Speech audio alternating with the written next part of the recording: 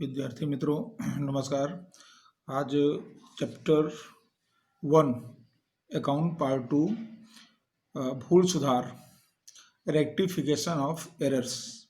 आज हम इस चैप्टर को देखते हैं। इसमें सबसे पहले इसमें आपको भूलों के प्रकार, सामान्य रूप से अगर हम भूल करते हैं तो उसे हम वाइटनर लगा करके या रबड़ से मिटा करके और फिर से उसको हम जो है पुनः लिखते हैं। लेकिन जब अकाउंटिंग में ऐसी कोई भूल है तो उस भूल को सुधारने के लिए हमें एक प्रविष्टि गलत हुई है तो उसके लिए हमको दूसरी प्रविष्टि लिखनी पड़ती है। यानी जो गलती है उसको उसी तरह रहने दे करके और बाद में हमको उसके लिए क्या तैयार करना पड़ता है, एक नई प्रविष्टि तैयार करनी पड़ती है। और इस वजह से भूल को सुधारने के लिए हमें प्रविष्टि लिखनी पड़ती है, जिसे हम कहते हैं भूल सुधार प्रविष्टि। तो भूल सुधार प्रविष्टि में सबसे पहले हम समझेंगे भूलों के प्रकार के बारे में।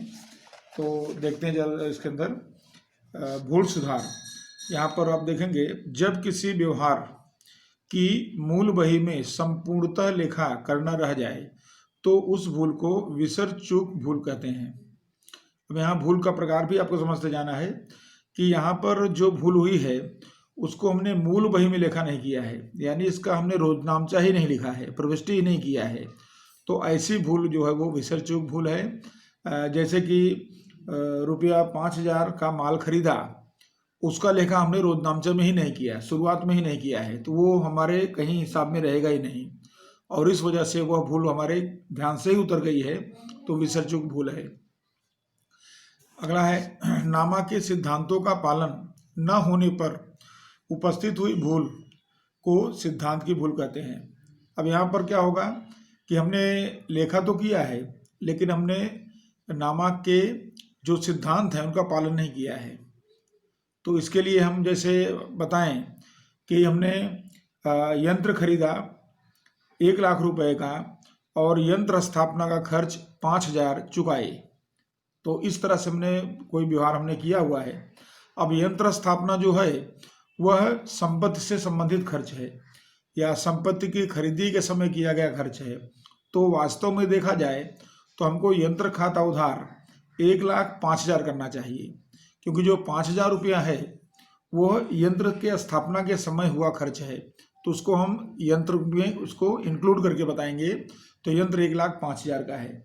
लेकिन अगर हम उसके बदले स्थापना खर्च खाते उधार 5,000, रोकड़ खाते जमा 5,000 या मजदूरी खाते उधार 5,000, रोकड़ खाते जमा 5,000 ऐसा लिखें तो सिद्धांत की भूल है। एंट्री जो हम लिखेंगे रकम तो मिलेगी हमारी, लेकिन हमारा जो खाता है वो गलत हो जाएगा, क्योंकि यंत्र 1,05,000 का है, यंत्र 1,00,000 का नहीं है।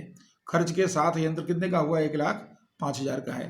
तो ये सिद्धांत की भूल कही जाएगी, क्योंकि हमने उसमें सिद्धांत का पालन नहीं किया होगा। तो इस तरह से ये सिद्धांत, ऐसे ही आपको जो है इसके अंदर जो नामा के सिद्धांत है उनका पालन आपको अगर नहीं हुआ है तो सिद्धांत की भूल आप कह सकते हैं। एक के बदले दूसरा खाता सही रकम से सही पक्ष में लिखा गया हो तो उस भूल को सिद्धांत की भूल कहेंगे। यहाँ भी सिद्धांत की भूल आपको कही गई इसके अंदर भी। तो यहाँ खाते में परिवर्तन हो गया है, जैसे एक खाता हमको कोई लिखना था उसके बदले हमने कोई दूसरा खाता लिख दिया, तो वो भी सिद्धांत की भूल कही जाएगी इसके अंदर। कि जैसे कि जो है निजी खर्च का चुकाए व्यक्तिगत खाते लिख दिए, तो किसी व्यक्ति के नाम से लिख दिए, जबकि उसका नियम क्या है, आहरण खाता उसको उधार होना चाहिए अगर वो व्यक्तिगत खर्च के लिए खर्च किया गया हो।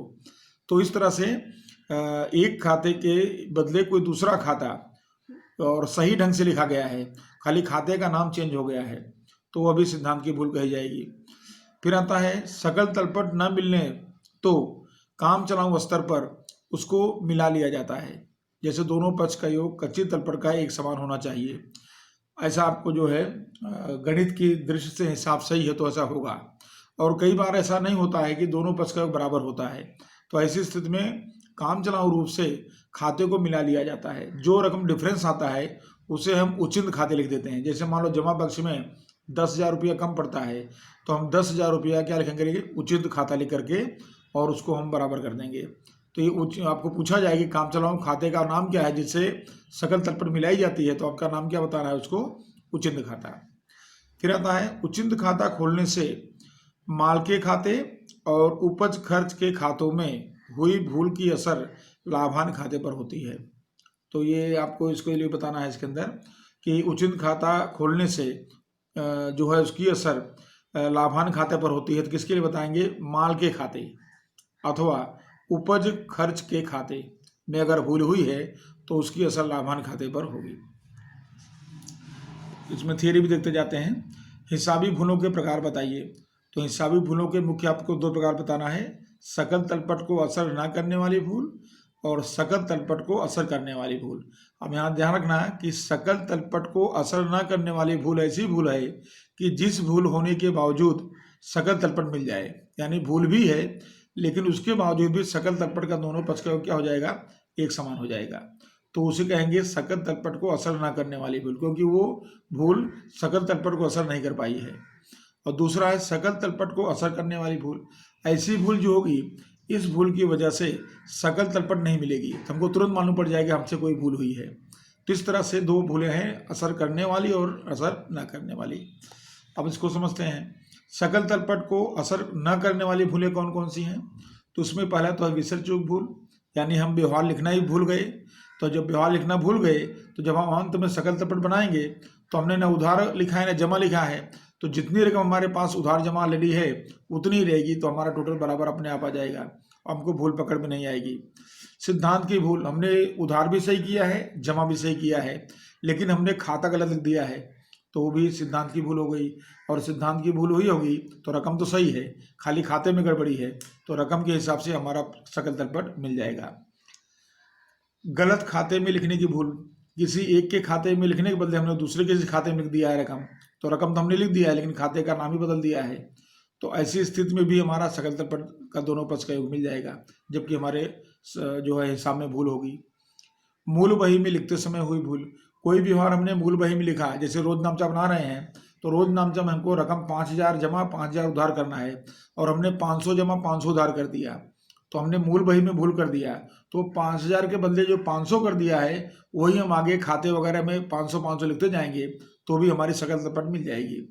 जबकि हमारी रकम में 4500 की कमी है, दोनों तरफ 45 रुपया उधार में भी कमाएगा और 45 रुपया जमा में भी कमाएगा, लेकिन हमारी भूल नहीं पकड़ाएगी तो हमको सकल तलपट हमारी मिल जाएगी उसके बावजूद भी। तो मूल बही में लिखते समय हुई भूल। उसके बाद है भरपाई चूक भूल अथवा तो क्षतिपूर्वक भूल। इस भूल में क्या होगा कि कोई एक खाता जितने रकम से उधार होगा उतनी रकम से दूसरा कोई खाता जमा हो जाएगा, यानी खाते में इस तरह से मतलब भूल होगी कि दोनों खाते का जो है उधार और जमा एक घटेगा तो एक बढ़ जाएगा, तो इस तरह से फिर क्या होगा, पक्की सकल तलपट का योग अपने आप मिल जाएगा, तो क्षतिपूर्वक भूल के रूप में जाना जाएगा। फिर आता है सकल तलपट को असर करने वाली भूलें। अब इन भूलों से क्या होगा, सकल तलपट का योग नहीं मिले, ऊपर की भूलों से सकल तलपट मिल जाएगा और इन भूलों से सकल तलपट नहीं मिलेगा। जैसे खतौनी संबंधी भूल, हमने सब कुछ व्यवहार कर दिया, जब खतौनी करने लगे तो वहाँ खतौनी में कोई भूल हो गई, जब खतौनी में भूल हो गई तो हमारा सकल तलपट नहीं मिलेगा।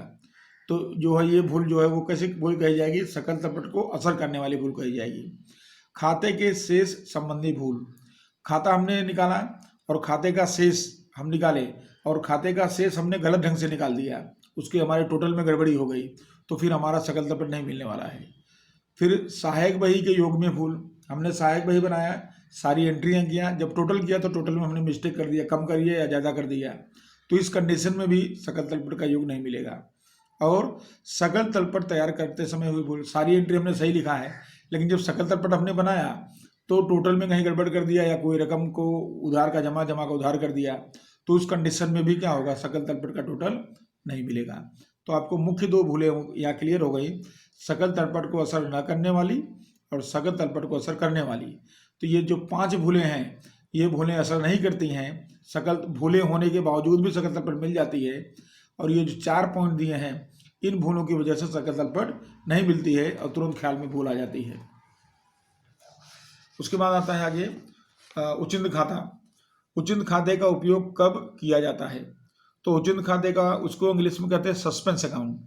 तो उचित खाता जो है सकल तलपट का योग न मिलने और वार्षिक हिसाब समय से तैयार करने के लिए सकल तलपट को काम चलाऊ खाते उचित खाते से मिला लिया जाता है। तो यानी एक तरह का काम चलाऊ खाता है। टेम्परेरी अकाउंट है, इसके द्वारा सकल तलपट को मिला करके और अपने वार्षिक हिसाब तैयार कर लेते हैं, और बाद में जब भूल निकलती है तो उसको हम उचित खाते को उधार या जमा करके उसको हटा देते हैं।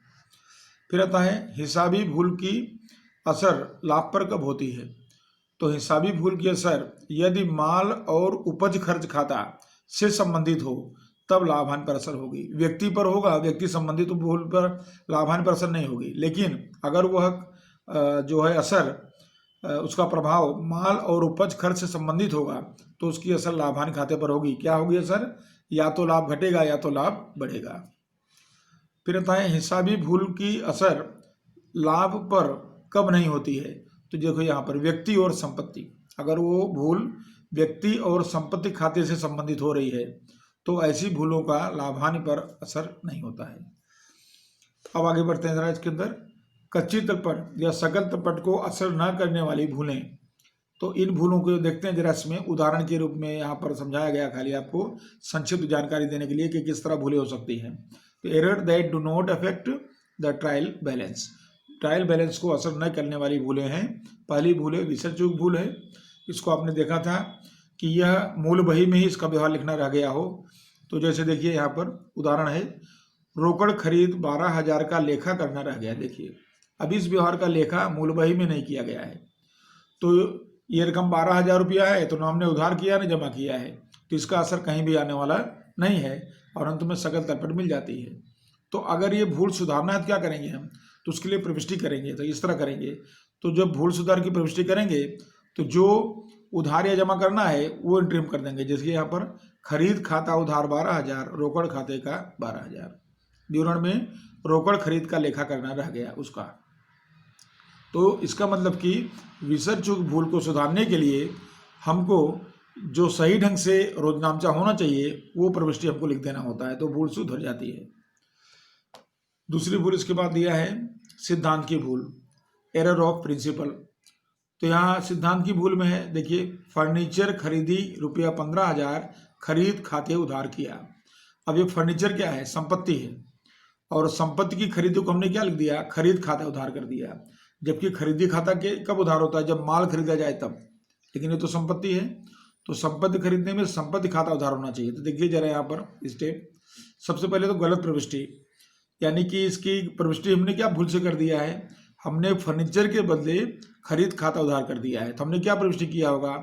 हमने किया है खरीद खाता उधार 15,000, रोकड़ खाते जमा 15,000, ये प्रविष्टि हमने किया है। अब उसकी सही प्रविष्टि क्या होनी चाहिए? तो उसकी प्रविष्टि ऐसी होनी चाहिए कि खरीद के बदले क्या होना चाहिए? फर्नीचर। तो देखिए सही प्रविष्टि ऐसी होनी चाहिए, फर्नीचर खाते उधार रोकड़ खाते का कितना रुपया? 15,000, ये सही प्रविष्टि है। कि हमने आपको समझाने के लिए दोनों प्रविष्टि लिखा है, एक तो गलत प्रविष्टि कैसी हुई है जो हो चुकी है, और अगर उसको सही करना है तो कैसे होगी, दो हो गया। अब इस पर से भूल सुधार प्रविष्टि देखिए, भूल सुधार प्रविष्टि करेंगे तो यहाँ पर क्या होगा? देखिए रोकड़ खाता तो कॉमन है दोनों में, तो अब देखिए खरीद खाता और फर्नीचर खाता बचा, तो हमारा सही खाता कौन सा है? फर्नीचर। तो सही खाता में से फर्नीचर खाता उधार कर लिए, और गलती क्या हुई थी? तो गलती थी हमने खरीद खाता उधार किया था, तो जब हमने गलती से उधार किया था तो उसको जमा करेंगे तो वो कैंसिल हो जाएगा। तो खरीद खाता जो उधार था वो जमा कर दिया। ये देखिए खरीद खाते का 15,000। अब आपको परीक्षा में पूछा जाए तो आपको 3 इंटरी लिखने की जरूरत नहीं है, आपको सीधा भूल सुधार प्रविष्टि करना है। तो उसमें संपत्ति खाता उधार होना था, तो संपत्ति खाता उधार कीजिए, और भूल से क्या उधार हुआ था? खरीद खाता, उसको जमा कर दीजिए। आपको रोकड़ से मतलब नहीं है, क्यों? क्योंकि रोकड़ खाता सही लिखा है, रोकड़ जमा होना चाहिए था। ये देखिए रोकड़ जमा है, इसलिए तो सही है, खाली मिस्टेक कहाँ है? उधार में है। तो उधार में क्या मिस्टेक हुई? उधार में हमको संपत्ति उधार होना था तो हमने संपत्ति उधार कर दिया, और खरीद खाता उधार नहीं होना था तो हमको जमा कर दिया इसको। तो खरीद संपत्ति खाते यानी फर्नीचर खाते उधार, खरीद खाते का। तो आपको समझाने के लिए 2 स्टेप मैंने बताया, और आपको परीक्षा में जब आप हल करें तो आपको बस यही जरूरत है, फर्नीचर खाता उधार, खरीद खाते का भूल सुधार होगा। विवरण देना दे सकते हैं कि फर्नीचर खरीदी भूल से खरीद खाते उधार हुआ, तो फर्नीचर खाता उधार कर दिया, खरीद खाता जमा कर दिए। उसके बाद है अगला, देखिए अगले व्यवहार में इसमें है गलत खाते में लिखने की भूल, एरर ऑफ डेबिटिंग और क्रेडिटिंग रॉन्ग अकाउंट, गलत अकाउंट में भूल हुई है। तो इसके लिए उदाहरण देखिए, इसमें दिया है सिया के पास से प्राप्त रुपया 10,000 रिया खाते जमा हुआ। अब यहाँ पर जो है प्राप्त किससे हुआ है, सिया के पास से, और मैं किसके नाम से लिख दिया है, रिया खाते। अब यहाँ गलत प्रविष्टि क्या हुई है देखिए जरा। तो गलत प्रविष्टि इस तरह हुआ है कि रोकड़ आ रही तो रोकड़ खाते उधार हुआ है, और सिया खाते देने वाले जमा नहीं किया हमने रिया को जमा कर दिया, तो रिया खाते का ये गलत प्रविष्टि हुई। अब इसकी सही प्रविष्टि देखिए, सही प्रविष्टि हो रही है रोकड़ खाते उधार और सिया खाते जमा। तो आप देख रहे हैं रोकड़ खाता तो सही है, उसको हमको नहीं देखना है, अब गलती देखना है। तो गलती क्या है, रिया खाता जमा। तो रिया खाता जो जमा है उसके बदले क्या जमा होना चाहिए था, सिया खाता जमा होना चाहिए था। ठीक है, तो अब इसके आधार पर क्या करेंगे, हम जो गलत है उसको हम गलत पक्ष में ले जाएंगे, विरुद्ध पक्ष में ले जाएंगे। तो रिया जमा है, गलत है, तो इसको हम जो है सुधारेंगे तो क्या करना पड़ेगा, विरुद्ध पक्ष में उधार करना पड़ेगा।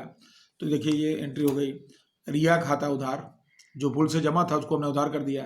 तो रिया खाता उधार, और जो सही खाता उसको जमा कर दिया। सही खाता कौन सा है, सिया खाते का देने वाला जमा। तो इस तरह से आपकी मुख्य प्रविष्टि है भूल सिद्धांत प्रविष्टि, रिया खाते उधार, सिया खाते का। आपको वो खाता ध्यान में नहीं लेना जो सही है। तो रोकड़ खाता इसमें सही है, उधार किया है, इसलिए उसको हमको ध्यान में नहीं लेना है, हमको खाली गलती सुधारना है। तो इस तरह से ये सिया के पास से प्राप्त रकम रिया खाते जब भूल से जमा हुआ तो उसको हमने उधार करके सिया खाता जमा कर दिया। उसके बाद आता है मूल बही में लिखते समय हुई भूल, एरर ऑफ कमीशन। यहाँ पर तो मूल बही में लिखते समय जो भूल हुई है उसको सुधारने के लिए तो यहाँ हमने 3 उदाहरण लिए हैं। पहला, शाहिद को बेचे 5,000 का माल का लेखा 500 से हुआ। बिक्री कितने की हुई है, 5,000 की, और हमने कितना लिख दिया है, 500।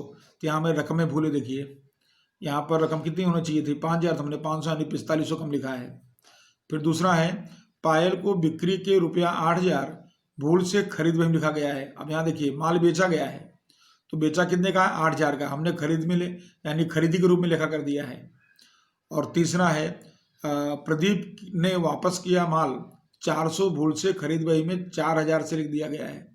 अब यहाँ कोई प्रदीप है, उसने अपने को माल वापस किया, तो ये बिक्री वापसी है। तो बिक्री वापसी 400 रुपया हमने नहीं लिखा है, हमने क्या कर दिया, खरीद खाते लिख दिया उसको। माल आया तो खरीद खाते उधार कर दिया हमने 4,000 से। रकम भी गलत है, खाता भी गलत है। अब देखिए समझिए जरा। अब इसमें हमने प्रविष्टि में पहले गलत प्रविष्टियां देखिए। सबसे पहले यहाँ शाहिद को 5,000 का माल बेचा, उसका लेखा 500 से हुआ है। तो देखिए शाहिद खाता उधार 500, बिक्री खाते जमा 500। एंट्री तो सही है, खाली रकम गलत है, तो हमने वो गलत एंट्री कैसे होगी वो बता दिया। दूसरा देखिए पायल को बिक्री 8,000 भूल से खरीद बही में लिखा गया। अब ये वास्तव में माल बेचा गया है और हमने खरीदी के लिए में लिखा गया है, तो हमने उधार किया होगा। तो खरीद खाता उधार 8,000, पायल खाते का 8,000, ऐसा लेखा कर दिया है।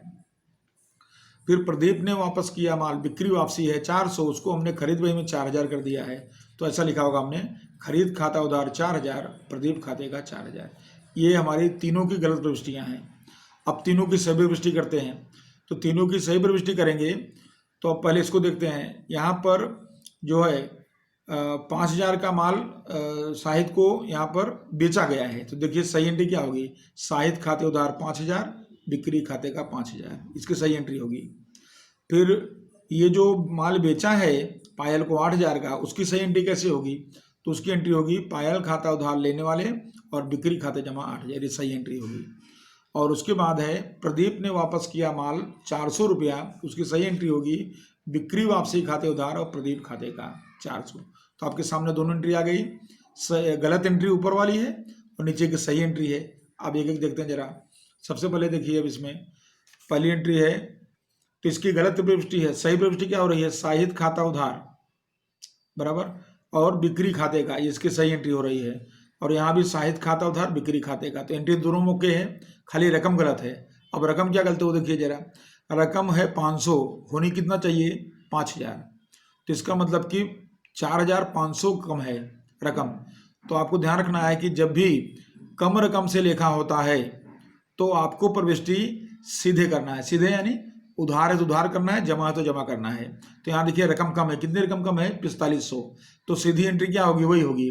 शाहिद खाता उधार है तो उधार करेंगे, बिक्री खाता जमा है तो जमा करेंगे। देखिए एंट्री यहाँ पर शाहिद खाता उधार 4500, बिक्री खाते का 4500 और बिक्री का लेखा कम रकम से हुआ।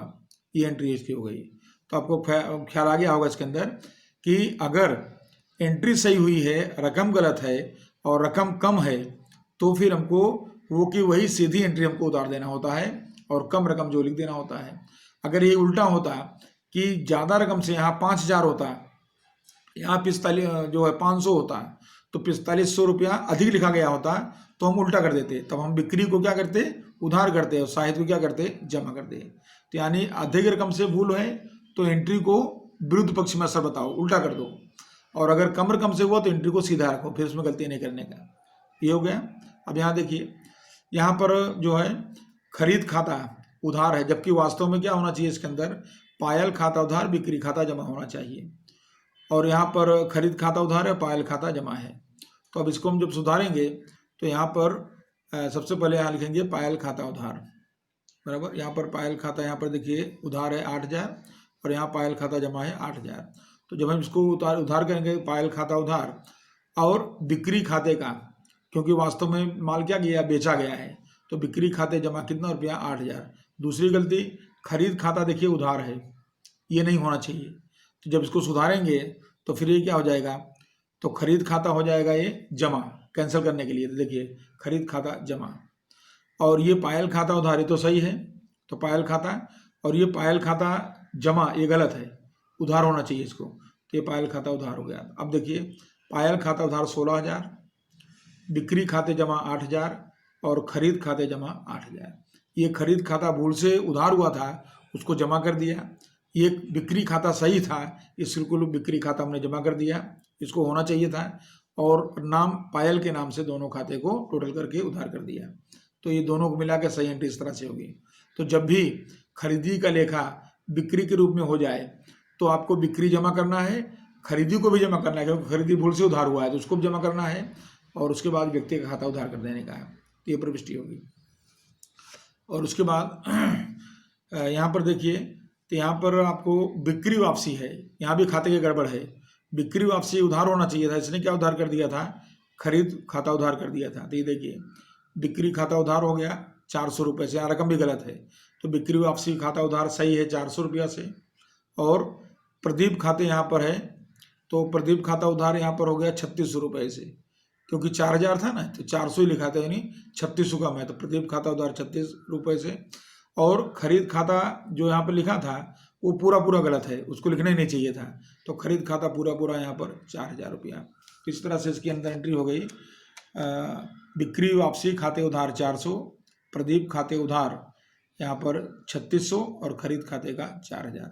तो इस तरह से भूल सुधार इसके अंदर आप इसको कर सकते हैं। तो यानी इस तरह से ये मूल बही में जो भूल थी, यहाँ पर हमने मूल बही में लिखते समय जो भूल है, तो ऐसे 3 उदाहरण हमने लिए इसके अंदर, आपको समझाने के लिए खाली बताया गया है कि किस तरह से आपको एंट्री करना है। अब आगे देखते हैं, इसके बाद आता है भरपाई चूक या क्षतिपूरक भूल, इसके अंदर दिया है कंपेंसेटरी एरर्स। अब यहाँ देखिए एग्जाम्पल दिया है, राम का खाता रुपया 1,000 के बदले 100 से उधार किया, यहाँ पर, जबकि श्याम का खाता 100 के बदले 1,000 से उधार किया। 2 व्यवहार है देखिए यहाँ पर, राम का खाता 1,000 था, उसके बदले उसको हमने क्या किया, 100 से उधार कर दिया, बराबर। तो यहाँ पर देख पा रहे हैं इसके अंदर कि इसमें 900 रुपया कम उधार हुआ है, यहाँ पर 900 रुपया कम उधार हुआ, और यहाँ श्याम का खाता 100 के बदले 1,000 से उधार हुआ। तो यहाँ पर क्या हो गया है, श्याम का 900 रुपया ज़्यादा उधार हो गया है, यहाँ कम उधार हुआ, यहाँ ज़्यादा उधार हो गया है, इस तरह से है। तो इसकी भूल कैसे सुधारेंगे, देखिए राम के खाते में कितना उधार है, 100 रुपया, उधार कितना होना चाहिए, 1,000 उधार होना चाहिए, तो कितना कम उधार हुआ, 900। तो आपको ये रकम निकाल लिए। फिर यहाँ देखिए श्याम का खाता कितना उधार किया है हमने, 1,000 से, और उधार कितना होना चाहिए, 100 रुपया उधार होना चाहिए, तो फिर यहाँ कितना जाता है, 900। फिर यहाँ पर आप देखें उधार है, तो उधार में जोड़ेंगे तो क्या होगा, उधार, और यहाँ उधार में जो है माइनस करना है, तो क्या हो जाएगा, उल्टा जमा। तो इसका मतलब कि 900 रुपया यहाँ पर जमा होना पड़ेगा कम करने के लिए, और यहाँ 900 बढ़ाने के लिए 900 रुपया उधार करना था। उधार प्लस होता है, उधार जमा माइनस होता है, तो उसके आधार पर ये जो है प्लस होकर 1,000 हो गया, और ये माइनस होकर 100 हो गया। तो अब सही एंट्री हो गई। अब देखिए नीचे सही एंट्री क्या आ रही है, राम का खाता 1000 होना चाहिए था, देखो 1000 हो गया। श्याम का खाता 100 होना चाहिए था, तो देखिए 100 हो गया। तो उसमें क्या करना पड़ा, उसमें हमको 100 में 900 जोड़ना पड़ा, उधार में जोड़ना पड़ा तो उधार किए, और उधार में से घटाना पड़ा तो जमा कर दिए।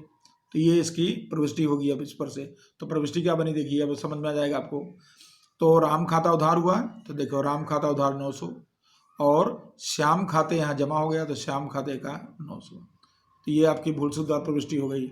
इसको बोलते हैं क्षतिपूर्वक। जितनी भूल उधार में है उतनी ही भूल जमा में है, तो दोनों मिलकर के बराबर हो गए। 900 वहाँ भी कम था, 900 यहाँ भी कम था, तो दोनों एंट्री हो गए। तो राम खाते उधार, श्याम खाते का।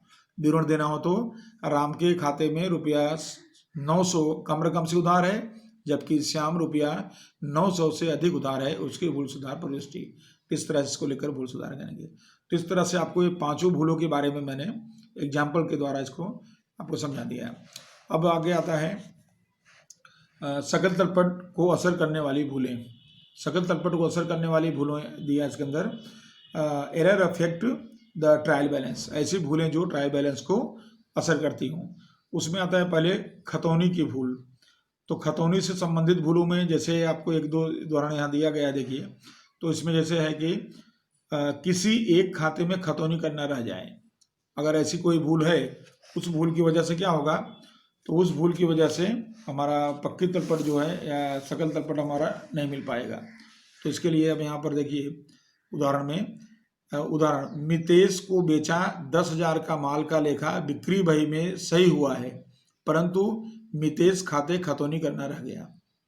तो अब यहाँ पर 10,000 का माल का लेखा सही हुआ है, लेकिन मितेश खाते खतौनी करना रह गया है। तो यहाँ पर खतौनी नहीं कर पाए हैं, तो क्या करेंगे, इसके लिए प्रविष्टि लिखने की जरूरत नहीं है। यहाँ आपको भूल इस तरह सुधारना है कि मितेश खाते के उधार पक्ष में यहाँ पर रुपया कितना 10,000 भूल से खतौनी करना रह गया, यानी आपको विवरण लिख करके ये भूल सुधार देना है। क्योंकि खतौनी करना रह गया तो खाली आपने नोट लिख दिया, नोट लिख दिया हो गया। तो खतौनी करना रह गया तो खतौनी लिख दिया इसके अंदर के। और दूसरा, मितेश को माल बेचे हैं 10,000 का, तो मितेश कौन हुआ, लेने वाला हुआ। और लेने वाला होता तो क्या होता है, उधार, इसलिए देखिए यहाँ उधार पक्ष लिखा। तो मितेश खाता के उधार पक्ष में रुपया 10,000 भूल से खतौनी करना रह गया। इसको इनवर्टेड कॉम लिखना है ताकि आपको हाईलाइट करना है कि ये एंट्री होना बाकी हो गया, खतौनी करना बाकी है। फिर देखिए बी, दूसरा नंबर का दिया है, किसी खाते में 2 बार खतौनी हो जाए। जैसे चुकाया वेतन 5,000 रोकड़ बही में सही लिखा है, परंतु वेतन खाते में 2 बार खतौनी हुई। अब वेतन खाते में 2 बार खतौनी होगी तो वेतन तो खर्च है, तो वेतन खाता उधार होता है, और उधार में 5,000 के बदले कितना हो गया होगा, 10,000 हो गया होगा। ठीक है, तो जब वेतन 10,000 हो गया होगा, जमा उधार हो गया होगा, तो उसमें से 5,000 आप जमा कर दो, तो 10,000 माइनस 5,000 कितना बैलेंस आ जाएगा, 5,000 अपने आप आ जाएगा।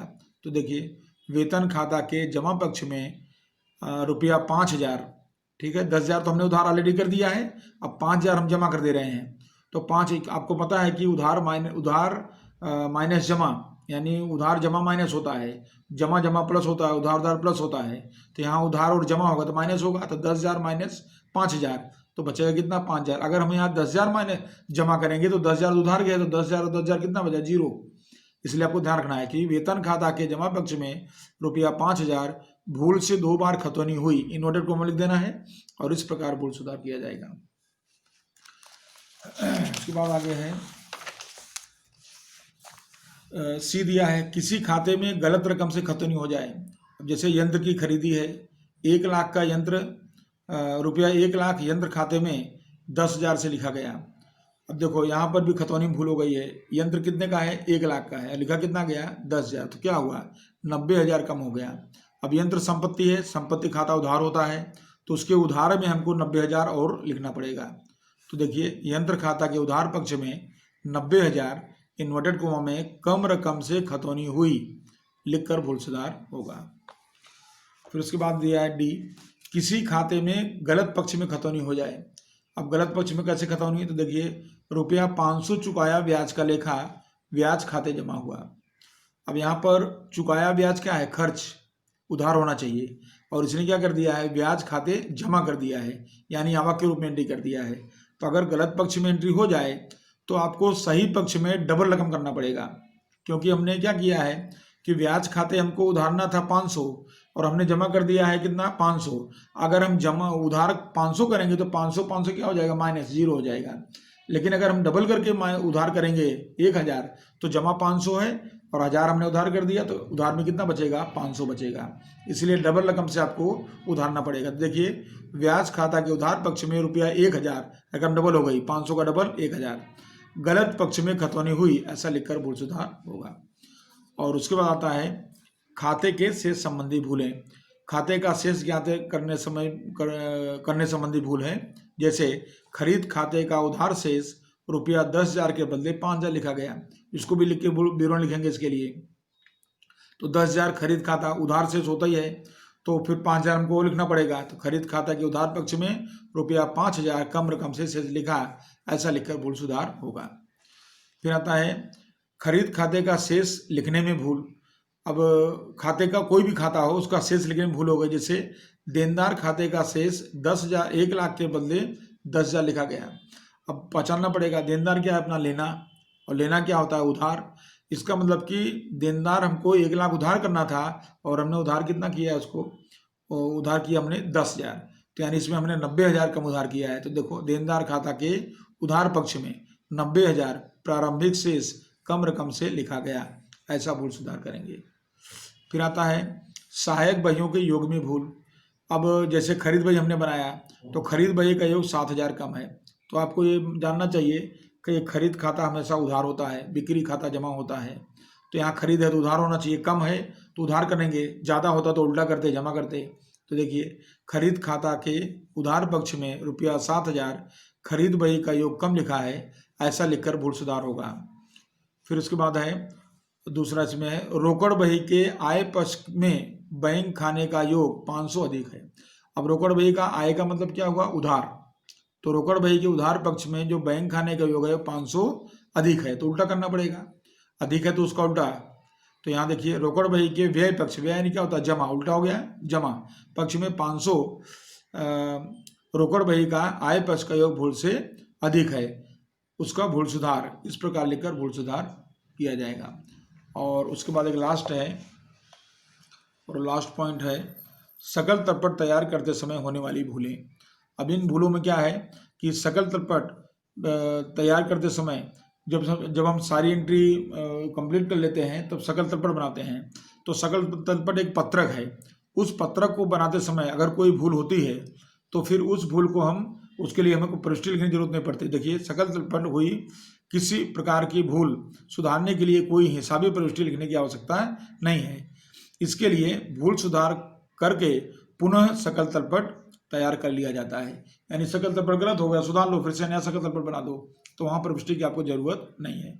तो इस तरह से विद्यार्थी मित्रों हमने दोनों प्रकार की भूलों को यहाँ पर डिटेल में समझाया आपको, जिसके अंदर सकल तलपट को असर न करने वाली भूलें और सकल तलपट को असर करने वाली भूलें, और दोनों को हमने उदाहरण के द्वारा आपको समझाने का प्रयास किया। अब अगले लेक्चर में हम आपको इससे संबंधित जो प्रश्न आपको किस तरह से परीक्षा में पूछे जाएंगे, उसको आप हल कैसे करोगे, उसके बारे में हम चर्चा करेंगे। और आप इसको फिर से एक बार अच्छी तरह से रिपीट करके और अपने पुस्तक में भी, पाठ्य पुस्तक में भी आप पढ़ेंगे तो आपको और भी अच्छा इसमें समझ में आएगा, और फिर सवाल करेंगे तो आपको अब अच्छी तरह से समझ में आएगा। धन्यवाद।